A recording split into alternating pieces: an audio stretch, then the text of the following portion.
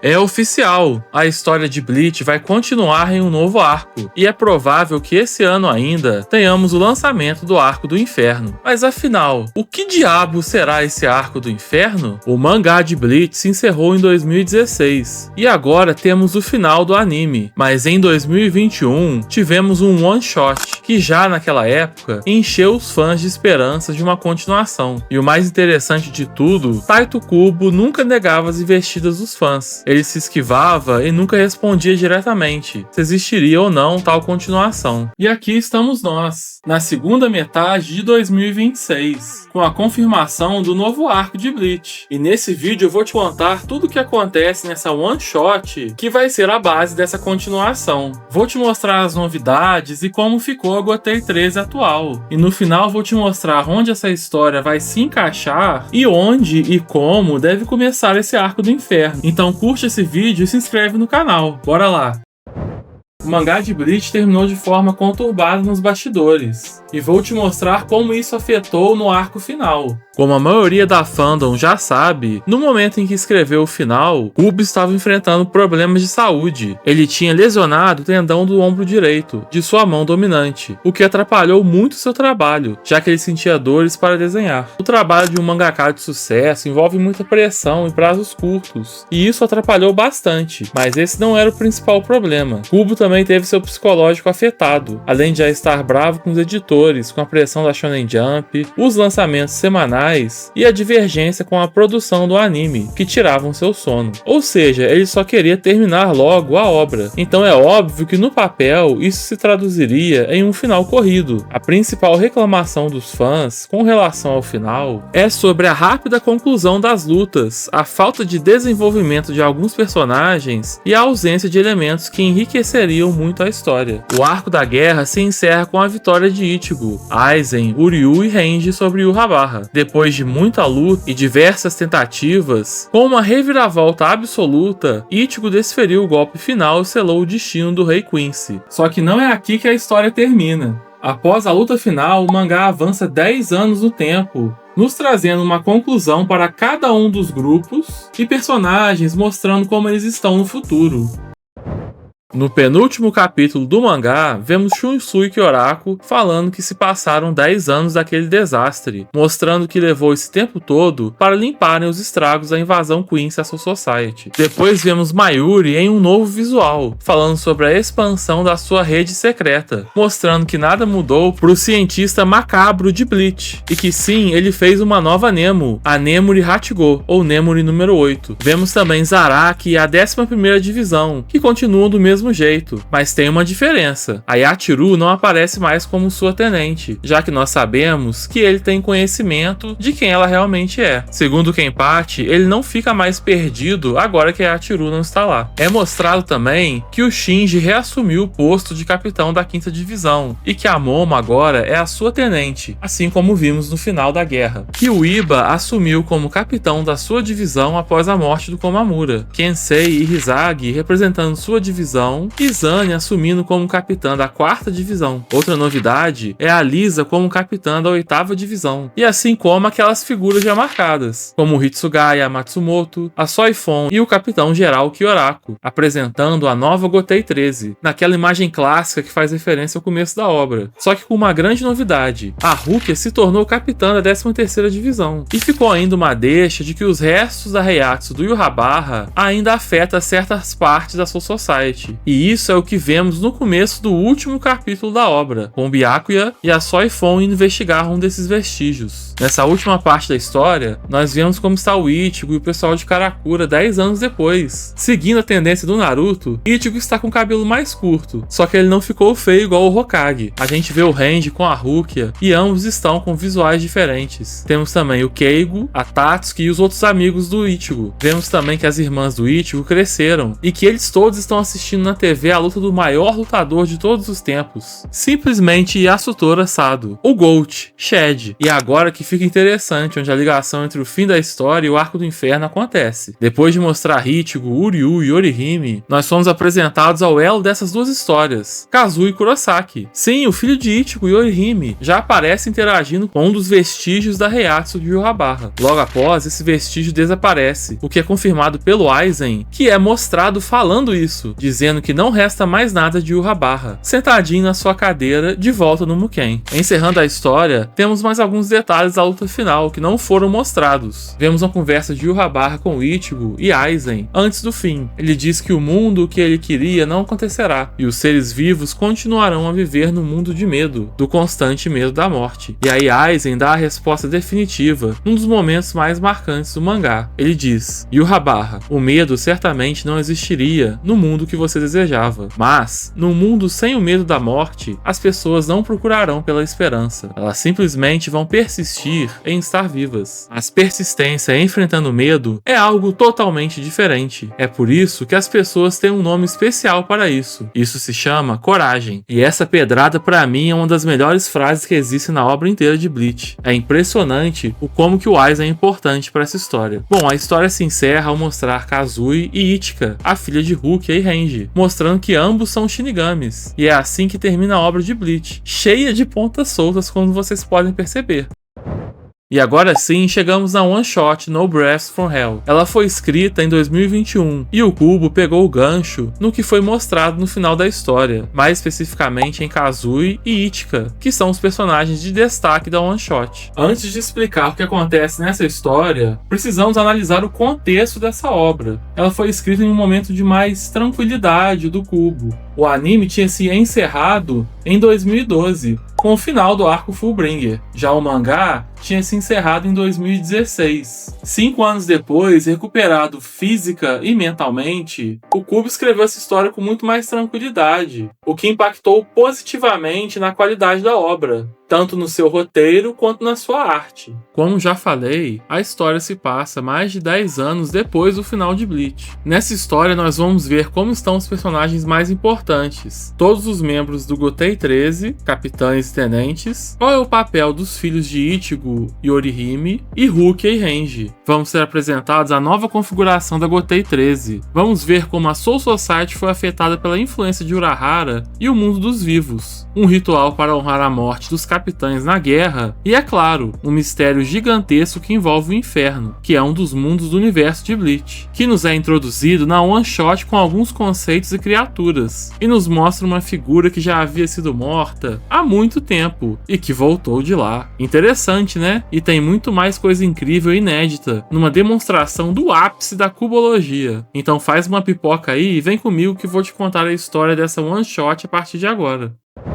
A primeira coisa que a One Shot nos mostra é o Kazui Kurosaki, fugindo da Orihime escondido à noite. E esse momento é importante para entendermos o potencial desse moleque. Tem uma interação dele com um espírito que está vagando, fazendo uma baita referência ao primeiro capítulo de Bleach, onde o Ichigo ajuda aquela menina. O ponto aqui é que o Kazui é capaz de abrir portais entre os mundos do universo de Bleach. E a história vai nos colocando a par de tudo o que está acontecendo com esses personagens mais importantes. A Ichika está treinando com o Ikako e o Yumichika. É mostrado o Renji falando no telefone com o Ichigo sobre o que é o ponto central dessa história, o ritual chamado Festival do Funeral das Almas, que o Renji explica que é um ritual que acontece 12 anos após o funeral de um capitão que morreu em batalha. Esse ritual é um costume antigo em que os tenentes capturam um Hollow no mundo dos vivos, o levam para a Soul Society e o matam em frente às covas dos capitães que morreram. Nesse caso, o Ichigo foi convidado a participar do ritual do capitão Ukitake, sendo que o ritual dos outros capitães já tinha acontecido. Depois dessa conversa, aparecem alguns personagens importantes, como a Rukia e o Mayuri, com um visual novo mais uma vez. E esse é um dos mais feios, na minha opinião. A aparição do Mayuri nos mostra o quanto a tecnologia na Soul Society evoluiu, com diversos dispositivos modernos, até com os Shinigamis usando smartphones e tudo mais. Tá passando até novela nas TVs da Soul Society. Isso tudo tudo é a influência do Urahara, que agora, não sendo mais um pária da Soul Society, começou a criar várias mercadorias e importar tecnologias do mundo dos vivos, deixando o mundo dos Shinigamis mais próximo dos humanos e das tecnologias que nós temos atualmente. Eu acho muito engraçado o universo em que o plano espiritual é menos evoluído do que o mundo físico, mas isso é um reflexo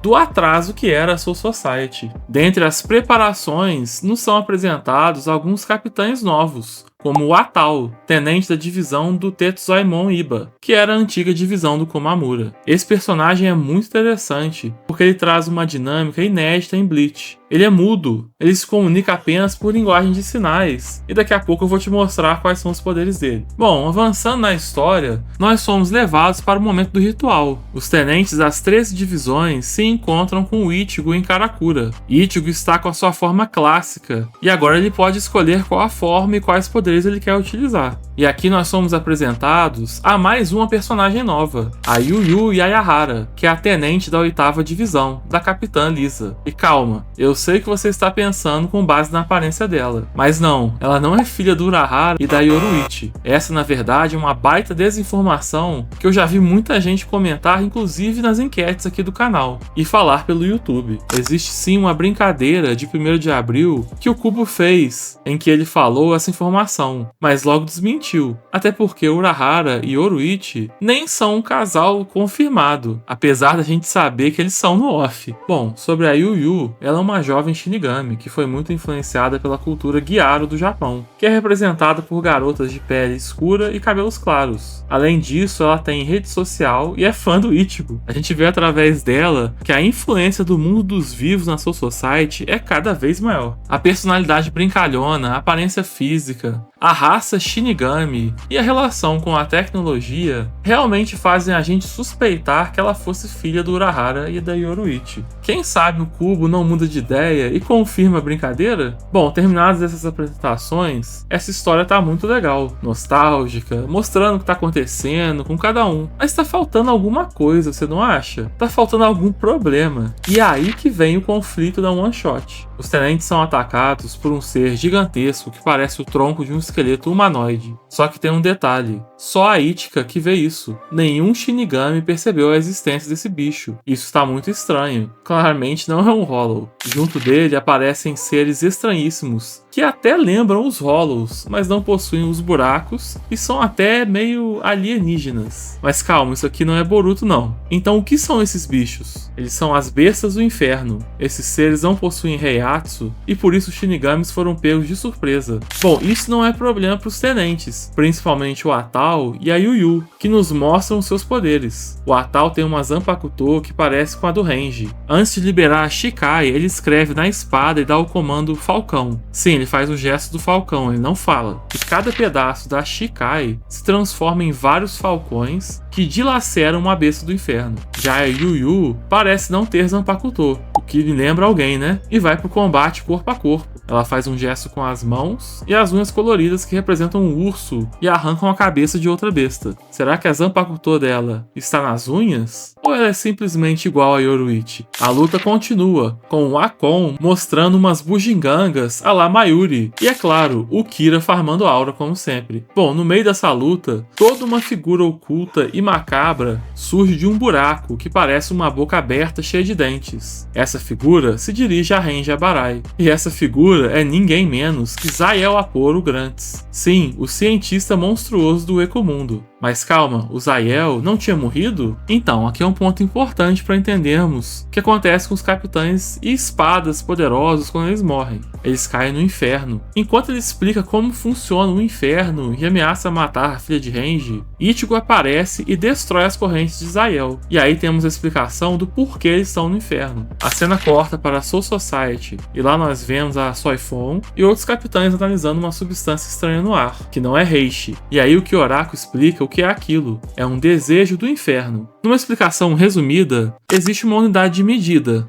que se chama Rei, ou autoridade espiritual. Ela representa a densidade da Heiatsu que reside no Reishi de um ser. Quanto menor esse número, mais densa a Heiatsu, e portanto mais forte o ser. Os membros da divisão têm uma densidade grau 20, os tenentes grau 4 a 5. Já os capitães estão em 3 ou superior. Os seres de grau 3 para baixo, quando morrem, viram Reishi e retornam à Terra da Soul Society, assim como fazem todos os outros seres. Agora, o problema está em quem tem a densidade mais alta, pois essa não é capaz de ser absorvida, e para resolver esse problema, deve ser feito o ritual que estava acontecendo. E aí você vê o foreshadow do cubo. Não era só uma festinha, e sim um ritual macabro para lidar com a alta emissão de Reishi após a morte de um capitão que é muito poderoso. Bom, e aí vem a revelação. Seres de Heiatsu grau 3 não são capazes de retornar, e esse Reishi poderoso não pode permanecer na Soul Society. Então, com o ritual, os capitães são enviados para o inferno. Sim, é o que você ouviu. O Gotei 13 atual enviou seus colegas e antigos capitães para o inferno. E é o que vocês estão pensando agora e que o Zaiel nos confirma. O Nohana, Yamamoto e Yukitaki foram para o inferno. Tá, mas se eles estão lá esse tempo todo, por que só agora, 15 anos depois, o Zaiel conseguiu sair de lá e tocar o terror no mundo dos vivos? Simples, as Heiatsus que mantinham a boca do inferno sob controle, como as de Aizen, lógico, tem que citar o homem, e de Yurrabarra, desapareceram. E foi enviada também uma quantidade enorme de Heiatsu para o inferno com a morte dos capitães, principalmente o velho Yama. Isso forçou as portas do inferno a se abrirem por dentro. E bom, antes do Zaiel terminar a sua explicação, ouvimos uma voz conhecida, que diz: Kamikaki. Uma lâmina gigantesca atravessa Zaiel no meio, e ele diz: você chegou cedo demais, Jushiro Kitaki. Antes dele ser puxado de volta para a porta do inferno,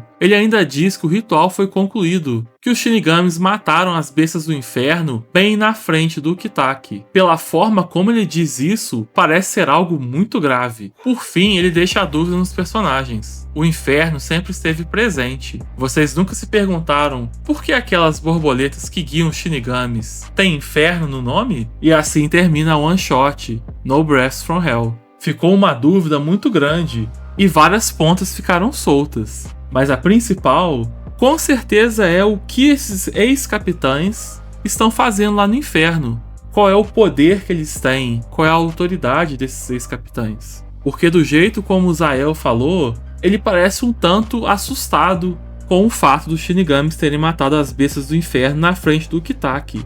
Quem será que é o Kitaki no inferno? Será que lá todas as travas que impediam a sua Heiatsu e a sua doença foram resolvidas? E ele está no ápice do seu poder? E será que as criaturas lá ficam muito mais fortes que um Shinigami, um Espada ou até um Quincy? Bom, essas perguntas só vão ser respondidas quando for lançado o Arco do Inferno propriamente, na continuação do mangá de Bleach. E essa é a história da One Shot No Breaths from Hell. Vocês já perceberam que teve bastante mudança e novidade, né? Então agora eu vou te mostrar algumas delas e como ficou a configuração da Gotei 13 atual. Primeiramente, vou falar sobre os dois personagens que provavelmente serão os fios condutores da história, Kazui Kurosaki e Ichi Kabarai. O primeiro é só filho do ser mais poderoso do verso de Bleach, Ichigo Kurosaki, e Inoue Orihime, uma Fullbringer com os poderes de cura mais fortes da obra. Então, obviamente que ele seria fortíssimo, e ele demonstraria isso desde novinho. A gente percebe que ele provavelmente tem uma conexão com o inferno, já que tem uma capacidade de abrir portais para outros mundos. A gente não tem muitos detalhes sobre os poderes dele, mas isso é o que conseguimos pegar da história. Já a Ichika tem a criação tradicional de uma família de Shinigamis, e mais, de uma família nobre, sendo filha e sobrinha de capitães da Gotei 13. Então ela vai ser muito forte também. Ela treina com o Ikako, que foi quem treinou o Renji. Ela também é uma prodígio, só que não temos nenhuma demonstração de quais são os verdadeiros poderes dela. Passando disso, vamos aos capitães e tenentes da nova Gotei 13. Na primeira divisão temos o atual capitão geral, Kyoraku Shunsui, com a sua tenente Nanao. Ambos saíram dos postos na 8ª divisão para ocupar a primeira. A Nanao acaba dividindo muitas atribuições com o Okikiba, que é o terceiro oficial da primeira divisão. Na 2ª divisão, nada de novo também, com a Soifon como capitã e o inútil do Omaeda de tenente. Como vimos na guerra, Rose se mantém como capitão da 3ª divisão e Kira é seu tenente. Aí também nada mudou. Izane foi promovida de tenente para capitã na 4ª divisão, após a morte da Unohana. E sua irmã, que era uma das tenentes de Ukitake, também foi movida para a 4ª divisão, sob o comando de Izane Kotetsu. Destaque para o visual novo dela, que ficou muito bonito, com o cabelo curto. O pessoal gostou bastante. Na 5ª divisão, temos o falastrão mais querido da fandom, que reassumiu esse posto desde a guerra, Hiraku Shinji, que mantém a Momo Hinamori como sua tenente. Já a 6ª divisão segue sob o comando de Byakuya Kuchiki e seu tenente Renji Abarai. Tetsuzaemon Iba foi promovido de tenente para capitão após a morte de Komamura, na 7ª divisão, e agora tem como seu tenente o Atao Rindo, que é um dos personagens novos. A Lisa assumiu o posto do Kyoraku na 8ª divisão,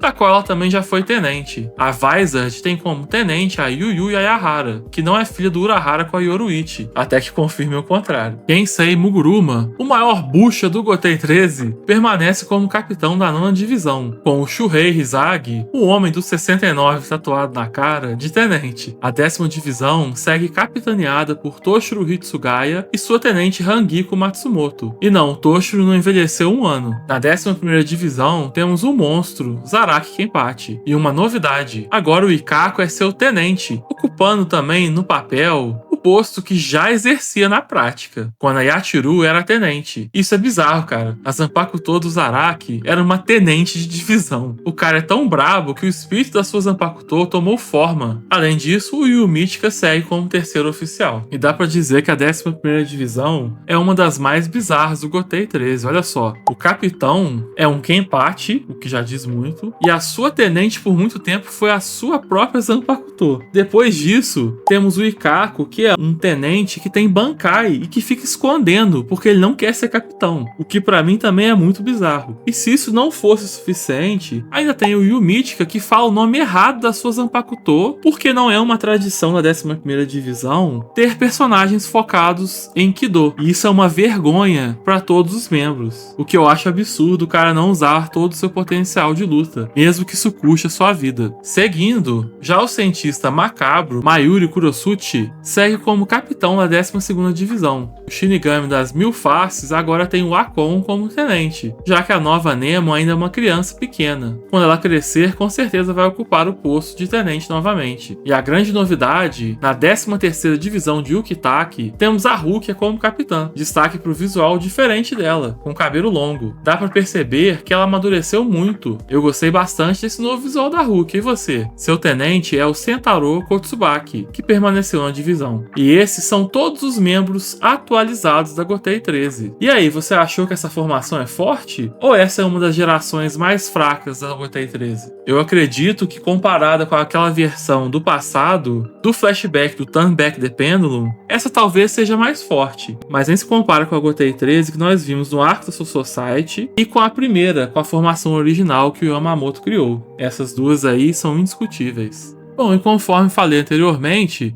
pela explicação que o Shunsui nos dá, temos a confirmação de que os ex-capitães mortos Jushiro Kitaki, Genryusai Shigekuni Yamamoto e Unohana Yachiru estão todos no inferno e retornarão na continuação da história. Pessoal, chegamos à conclusão desse vídeo, onde eu vou dar a minha opinião sobre a One Shot, e eu vou te mostrar como que ela se encaixa na história principal. Eu vou tentar também te dizer como vai ser o início desse novo arco de Bleach. Vamos lá. Bom, meus amigos, eu gostei bastante dessa one shot. Ela tem a marca registrada do Kubo, mantendo seus personagens marcantes, os designs ousados e muito bem feitos, o foreshadow, as tramas ocultas e a forma como a história é apresentada, numa mistura de shonen, suspense, com um toque de terror e criaturas bizarras. Olha, Bleach é a minha obra favorita de todos os tempos, então talvez eu seja suspeito para falar que gostei muito de ler essa one shot. Ela criou em mim e em muitos uma expectativa e uma esperança para um futuro interessante de Bleach, e despertou uma curiosidade sobre esse mundo desse universo. Como funcionam os poderes, quem são as criaturas desse novo mundo e quem será o grande vilão dessa etapa. E agora isso tudo foi confirmado e não tem como não ficar animado. E acredito que um novo arco baseado nessa história vai ser um grande sucesso. Diferentemente das continuações como Dragon Ball Super e Boruto, essa vai ser melhor em qualidade de roteiro do que as outras. É claro, posso queimar minha língua, mas diferente das outras obras citadas, o autor permanece o mesmo. E essa história é uma continuação direta de Bleach. O protagonista ainda vai ser o Ichigo. Não vai ter um garoto mimado fazendo coisa errada como o Boruto, por exemplo. As ameaças do inferno podem ser algo completamente desafiador. Só de vermos o Ukitake gigante no final da história e as bestas que não têm Reiatsu já gera uma dinâmica interessante. Para mim, o que pode complicar a história é o Power Scaling. Apesar do Yhwach não existir mais, o vilão nessa história tem que ser alguém capaz de ser uma ameaça pro Ichigo, que é um ser absurdamente poderoso, digno de ser o próximo Rei das Almas. Sem falar no Aizen, que tá no Muken e fica a cada dia mais forte. Problemas pelos quais o Ikemoto passou a fazer Boruto e não soube lidar bem. Teve que colocar alienígenas absurdamente poderosos e nerfar Naruto e Sasuke até o chão. Mas voltando pra Bleach, não vou teorizar sobre quem está por trás dessa nova ameaça. Isso aí eu vou deixar vocês fazerem nos comentários. Essa história ainda tem como se encaixar em Burn the Witch, que é um spin-off que se passa no mesmo universo, só que em Londres. O Ichigo atualmente trabalha como tradutor e vai muito à Inglaterra. A Wingbind é a Soul Society ocidental, e os dragões e bruxas podem muito bem ser variações de Hollows e Shinigamis. Todos os elementos estão aí, é só o Kubo querer utilizar eles. Mas é mais fácil nós seguirmos apenas a linha da One Shot e desenvolver esse pedaço do universo e da história que já foi iniciado. E é isso que eu acredito que vai acontecer. Falando nisso, a história deve continuar após esses episódios da Yoaporro, com o Ichigo sendo convocado a salvar a Soul Society e o universo mais uma vez. Gotei 13 vai se reunir e irão discutir como lidar com a nova ameaça. Talvez a Soul Society ou o mundo dos vivos seja invadido, ou através do poder do Kazuya eles possam ir ao inferno e enfrentar os adversários na sua casa, que seria uma dinâmica mais interessante. Como todo arco de Bleach tem uma invasão, eu tenho certeza que esse não vai ser diferente. Vamos ter uma explicação sobre as criaturas do inferno, novos poderes serão introduzidos e vai ficar uma dúvida. O Ichigo, além de ser híbrido de humano, Fullbringer, Shinigami, Hollow e Quincy, vai ser híbrido de besta do inferno também? Bom, disso eu não sei. Só sei que vai ser muito interessante ver todas essas dinâmicas e um Ichigo mais experiente se encaixando na história. Portanto, eu gostei bastante da One Shot, um dos melhores spin-offs e que agora vai virar história que eu já li. Eu arrisco dizer que é a melhor história que tem nesse estilo em todo o Big Three, e tenho certeza e esperança de que vai ser um grande sucesso, revivendo mais ainda o anime mais influente das últimas gerações. Quem sabe isso não nos leva a um remake do anime clássico mais fiel à obra original? Bom pessoal, para o vídeo de hoje é isso. Eu gostaria de agradecer muito a contribuição de todos vocês. Nós atingimos a marca de 2.000 inscritos e continuamos crescendo. Se você gostou, curte esse vídeo e se inscreve no canal. E acompanhe todos os conteúdos. Temos muito assunto para falar agora de Bleach. E eu vou sempre buscar trazer esse conteúdo diferenciado para vocês. Um grande abraço e até a próxima!